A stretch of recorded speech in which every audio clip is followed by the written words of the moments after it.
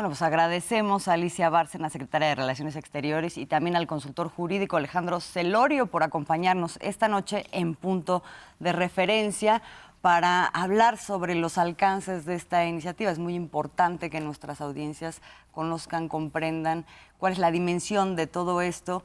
Y entonces querría plantearles, nos encontramos frente, bienvenida desde luego, bienvenidos los dos, antes que otra cosa, nos encontramos en terreno inédito, tanto por la acción que detona esta iniciativa de México como por el propio contenido de la iniciativa que pide la expulsión de un miembro de la ONU, un Estado miembro de la ONU.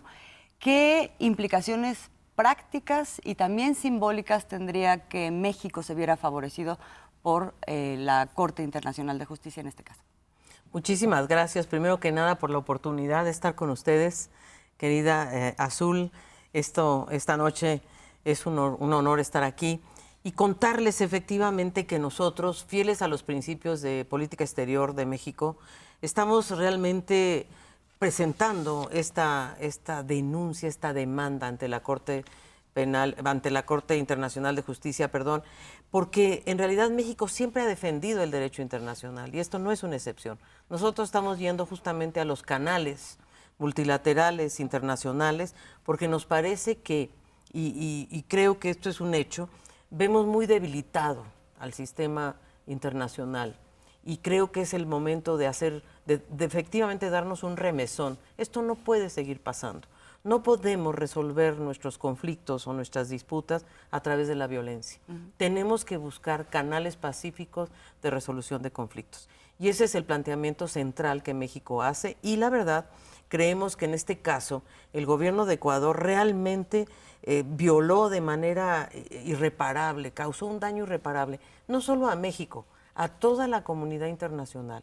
Y eso es los fundamentos que nosotros hemos presentado ante la Corte Internacional de Justicia el día de hoy, fundamentado en dos cosas. Primero, la violación del local que debe gozar de inmunidad diplomática. Tú imagínate si esto se extiende, otro Estado lo hace, ¿qué clase de convivencia internacional vamos a tener entre naciones? Claro. Entonces, la violación del inmueble y del local, pero además con fuerzas armadas, o sea, fue una verdadera violación del derecho internacional. Y esto sucedió el 5 de abril, como sabemos, esa noche.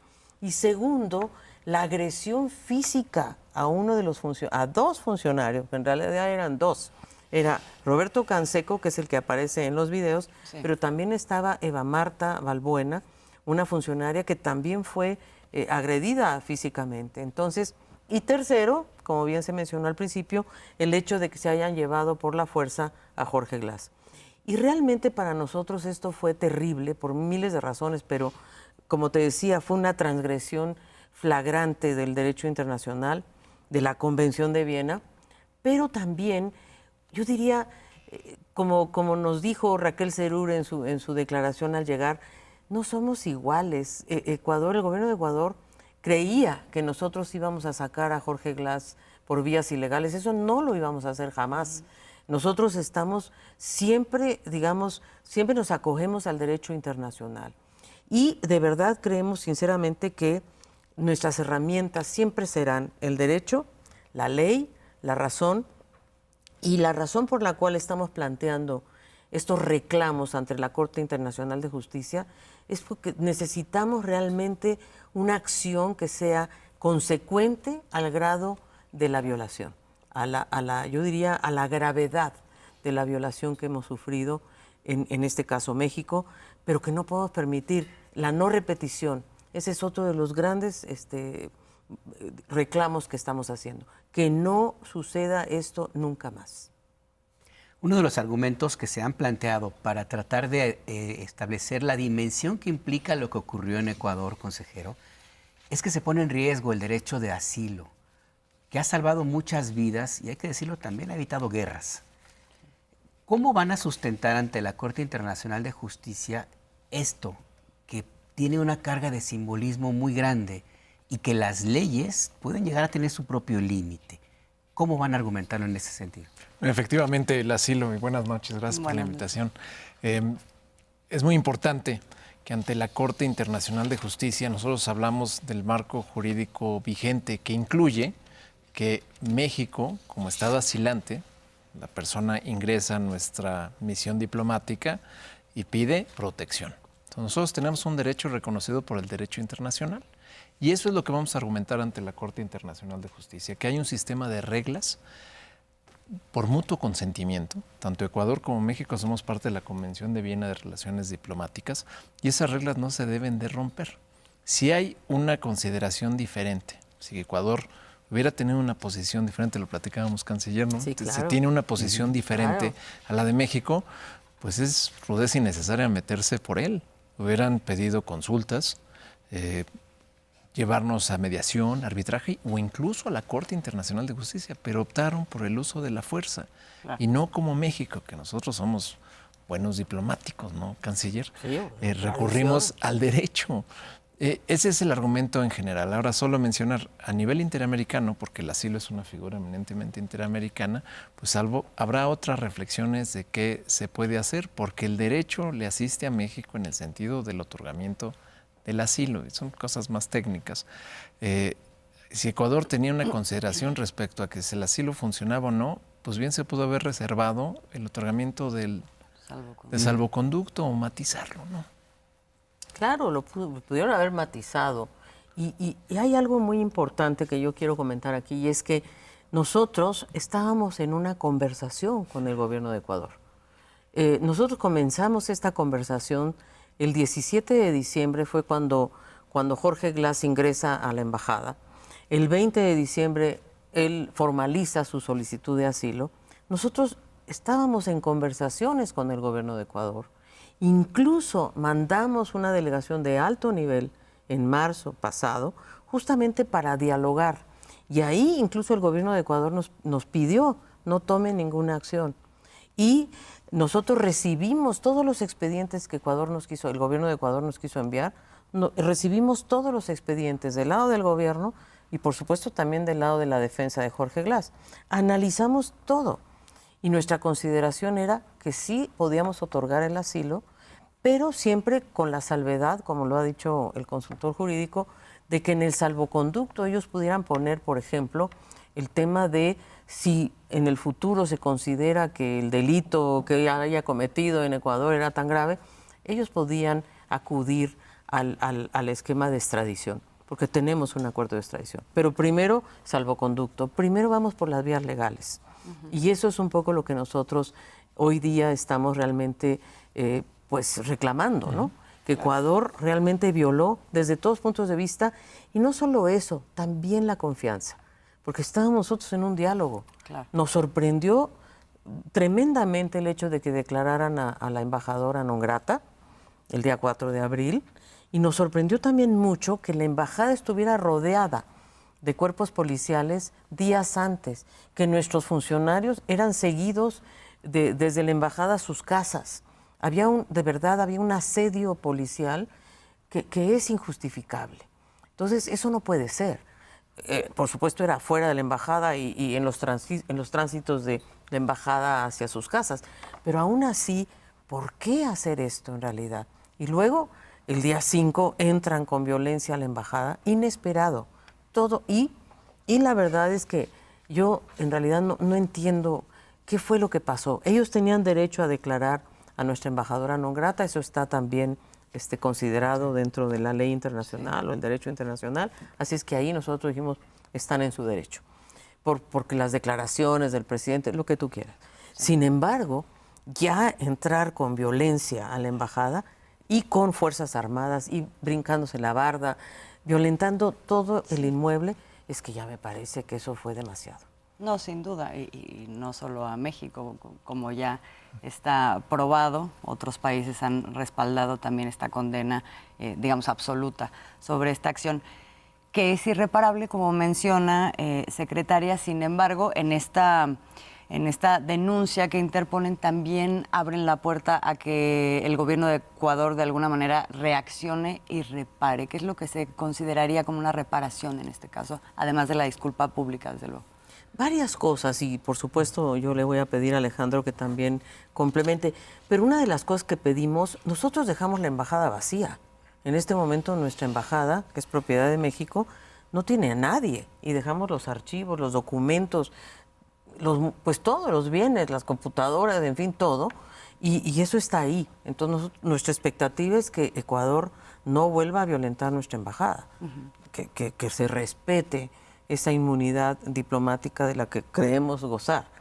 Y segundo, que también suceda lo mismo con nuestra residencia, porque en realidad también está vacía, ¿no? Entonces, en ese sentido, digamos, reparación del daño moral que hemos sufrido es muy difícil, porque el daño está infligido, pero sí creemos que hay acciones cautelares y provisionales que le pedimos a la Corte que le obligue a Ecuador a tomar. Y creo que ahí es donde está la clave de lo que viene. Es decir, en este momento presentamos ya la demanda a la Corte Internacional de Justicia. Ellos evaluarán si realmente nuestros argumentos, nuestros fundamentos son suficientes, ¿verdad? Y qué grado de violación al derecho internacional se produjo en este caso. Y de ahí, qué medidas debe tomar la Corte provisionales para que no haya mayores violaciones a nuestros inmuebles y también a nuestro personal local. Nosotros dejamos allá personal local que son ecuatorianos. Okay. Entonces, pues también queremos que se proteja. Y sin duda tenemos una comunidad mexicana en Ecuador. Tenemos alrededor de 1.600 mexicanos que viven en Ecuador, que residen en Ecuador y que van a seguir requiriendo servicios consulares, en fin, facilidades para poder moverse en el territorio, etcétera, y esperemos que eso no llegue a mayores. Que se libere a Jorge Glass. Hay quien plantea que las cosas deberían regresar al estado original. El estado original es el ex vicepresidente dentro de la embajada, territorio mexicano, con una calidad de asilado. ¿Ese también puede ser una aspiración que debería contemplarse? Si me permite desvelar un poco la estrategia legal que la canciller nos ha indicado que vayamos armando. Es tan urgente preservar la inviolabilidad de nuestros archivos, de nuestro local, que nos estamos enfocando y con la mayor contundencia en el tema de la Corte Internacional de Justicia. En el tema de asilo, quizás a nivel interamericano exploraremos, en la medida que vayamos avanzando, qué podemos hacer. Ahora, pero el tema que coincide tanto en Corte Internacional de Justicia como en el tema de asilo es que hay obligaciones de derecho internacional que tiene que cumplir Ecuador. Para efectos prácticos, pues Ecuador, aunque no tengamos relaciones diplomáticas, está obligado a proteger nuestro local. Porque dice la Convención de Viena, aún en un estado de guerra, estado extraordinario de caos, el país anfitrión Ecuador tendría que proteger nuestros locales y la residencia. Entonces, lo que estamos pidiendo, pues hace sentido porque le dice el derecho internacional. Y nosotros, la verdad, estamos pidiendo también que se proteja la salud y la integridad de Jorge Glass. Jorge Glass en este momento es asilado político de México y por lo tanto pedimos que incluso que él pueda ser visitado por su familia, por sus abogados. Creo que es lo mínimo que podemos esperar que le puedan ofrecer a Jorge Glass. El asilo, perdón, Azul, ¿implica que también recibiría la protección del Estado mexicano como tal, como cualquier otro ciudadano? Bueno, si llegamos a la posibilidad de que pueda venirse a México, por supuesto. Pero en el territorio ecuatoriano como está ahora. Pues en este momento es muy difícil porque él está preso. Un tercer país. Entonces sí estamos acudiendo a una figura muy importante que es el apoyo de un tercer país en Ecuador. Incluso la propia nunciatura ecuatoriana que puede interceder, sobre todo para garantizar la salud, la integridad física por lo pronto del vicepresidente y después ojalá podamos avanzar en este proceso. Todo está planteado, digamos, pensando en el peor de los escenarios, que es que el gobierno de Ecuador se mantenga a pesar de la presión internacional, a pesar de las condenas y de la propia división interna que ya enfrenta. Pero supongamos que ese escenario cambiara, que se diera la disculpa pública, se plantearía que México retomara este estatus inicial con Ecuador y en ese caso también, digamos, ya que estamos suponiendo, ¿qué pasaría con esta denuncia en la Corte? Porque la denuncia o digamos todo el planteamiento va hacia sentar precedentes más allá de este caso de Ecuador, es decir, cualquier otro estado en el futuro hiciera lo mismo, entonces eso tendría igual que ser sancionado con expulsión. Entonces, ¿ahí qué pasaría en un escenario como este? Si quieres contestar Sí, la primera parte y luego una yo... primera reacción, el daño está infligido. Sí. Y lo digo como consultor jurídico encargado del tema. Entonces, el daño está infligido y Ecuador tiene que rendir cuentas por el daño.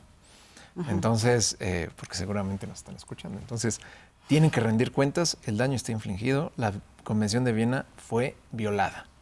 Y cuando tengamos una sentencia condenatoria, porque nos acoge la razón y el derecho, entonces, bueno, ahí ya tendremos nuestra sentencia que Ecuador tiene que cumplir. ¿Y cuál es un elemento importante que nos lo decía la canciller el día de hoy?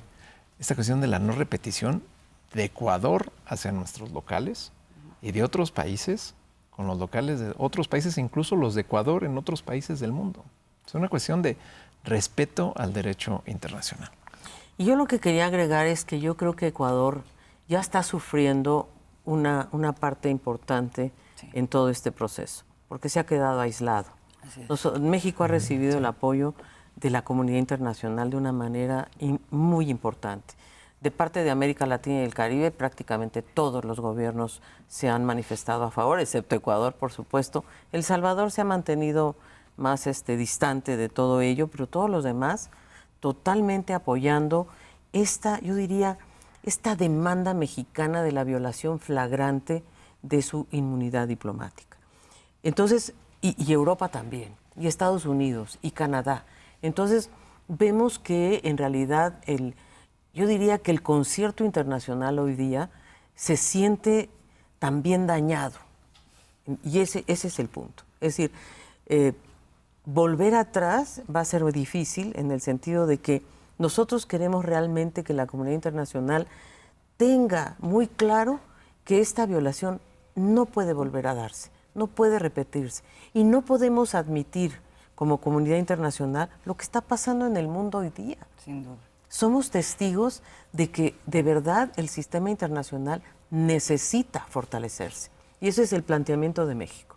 Nosotros obviamente nos fuimos duro, lo entiendo, pero justamente es que es la única forma de que los ojos del mundo, ¿verdad?, vean que esto no puede seguir sucediendo. En ninguna parte del mundo podemos seguir con esta violación de los inmuebles, de las personas, de tantos, yo diría, tantas personas que han sufrido por todo, y sobre todo por el aumento de la violencia.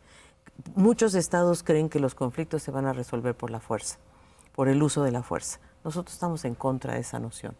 Nuestra convicción es precisamente combatir el uso de la fuerza para resolver los conflictos. Esa es la base de la convicción mexicana. El concierto internacional se siente dañado, nos dice canciller. Se ha dicho poner a prueba a los organismos multilaterales. Esta puede ser una oportunidad para mover, sí, a estos organismos multilaterales, pero también a quienes forman parte de ella, a los países que de una u otra forma han sido agraviados en algún sentido con lo que vivimos ahora en México, y eventualmente pensar en una movilización tal que ahora sí hay un cambio que tanto se pide, canciller. Eso es exactamente, creo que has captado perfectamente, Alberto, el fundamento de nuestra denuncia, de nuestro reclamo. Y es justamente que lo que estamos observando en el mundo no puede seguir ocurriendo. Porque si no, ¿a dónde vamos a ir a dar el caos? ¿No? O realmente respetamos las normas de convivencia internacional, o ¿a dónde va la humanidad hoy día? Si no fortalecemos, por ejemplo, los acuerdos entre países, entre naciones multilaterales, en todos los temas, me refiero a los temas que estamos abordando hoy día, el cambio climático, la seguridad, las drogas. ¿De qué se trata? Es decir, si no somos capaces de tener realmente un marco de referencia internacional, de derecho, de justicia, entonces, ¿qué hacemos? ¿No? Y ese es nuestro llamado muy importante, la urgencia, la gravedad y la no repetición. Pues, canciller, consejero. Yo aquí tengo una pregunta más. La condena ha sido muy clara por parte de una gran parte de la comunidad internacional. Se planteaba esta mañana que se podía acompañar esta denuncia. ¿Cuáles son los mecanismos y han tenido comunicación otros países que quieran ya acompañar?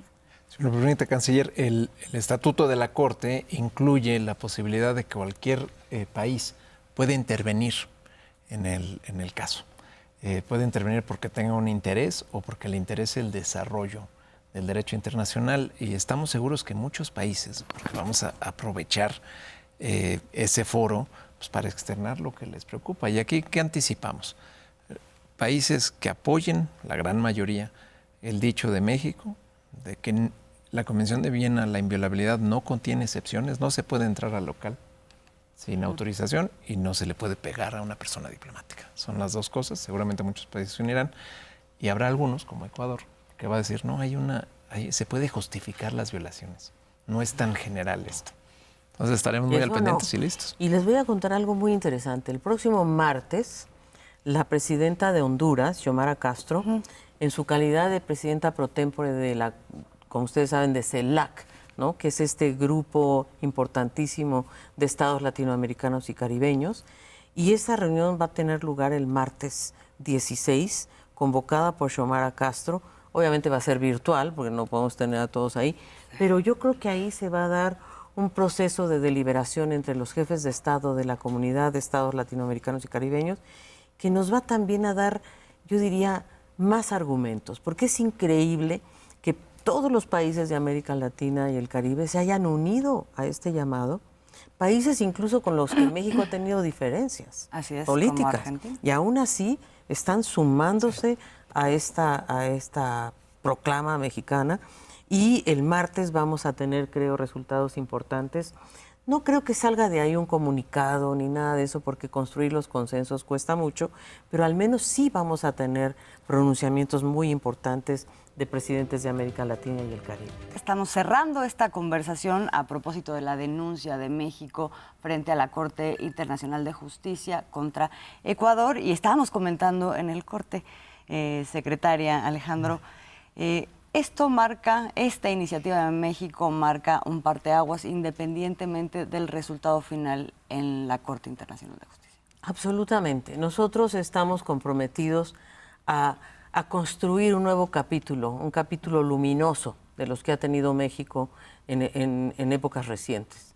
México ha sido un país que ha acogido con mucho afecto y con mucho respeto asilados políticos de Chile, de Uruguay, de Argentina, de España, y creo que estamos en un momento en el cual la verdad es que ninguno de esos países, por cierto, ninguno de esas dictaduras se atrevió nunca a violar las dependencias, por ejemplo, en el caso de la Embajada de México en Chile o en Argentina o en Uruguay. Jamás ha sucedido eso.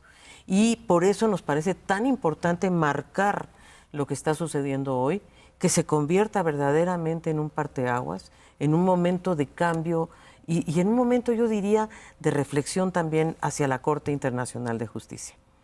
La Corte Internacional de Justicia y el sistema internacional tiene que estar a la altura de las nuevas realidades que está enfrentando el mundo. No estamos a la altura. La Carta de las Naciones Unidas es una carta profunda, simbólica, importantísima, es un documento político válido hoy. Pero tenemos que construir la arquitectura internacional o fortalecerla, ¿verdad?, para que esté a la altura, porque eso es lo que yo creo que a la ciudadanía en general nos preocupa, que la arquitectura internacional no esté dando los resultados que se esperan, a muy alto costo, por cierto. Así es de que de ninguna manera, yo vengo del sistema de Naciones Unidas y sé lo que estamos pidiendo es una petición alta, grave. Sin embargo, también creo que es el momento de que el sistema internacional y que la comunidad de naciones reflexione a fondo de lo que está pasando. No solamente en este evento que ha sufrido México, sino en el mundo entero. De defender los principios por encima de las alianzas. Así, exactamente. ¿Verdad? Eso es. Y ver el gran bosque y no quedarse en historias pequeñas. Sí, que tenemos que vencer los procedimientos. Obviamente los abogados son expertos en eso y yo los respeto muchísimo, pero esto es una visión política y yo quiero reconocer hoy en día el enorme compromiso de Andrés Manuel López Obrador, que de verdad, yo le comentaba a Azul antes de entrar al programa, que lo que más me ha impactado es el enorme liderazgo del presidente Andrés Manuel López Obrador, en donde, no me dejará mentir mi consultor jurídico, ayer realmente él revisó la demanda desde la página 1 hasta la última, palabra por palabra, lo cual me llena de orgullo de tener un líder en México como él, que realmente esté tan comprometido con el derecho, con la justicia, con la igualdad, y yo diría con construir un mundo mejor. Y eso creo que es la cuarta transformación. Y cuando él habla de la revolución de las conciencias, lo que estamos intentando aquí es la revolución de las conciencias del sistema internacional. Exportarla. Así es. Secretaria Alicia Alicia Bárcena, consultor Alejandro Celorio, muchas gracias por estos minutos en Punto de Referencia. Gracias. Muchas gracias por la oportunidad. Al contrario. Alberto Azul.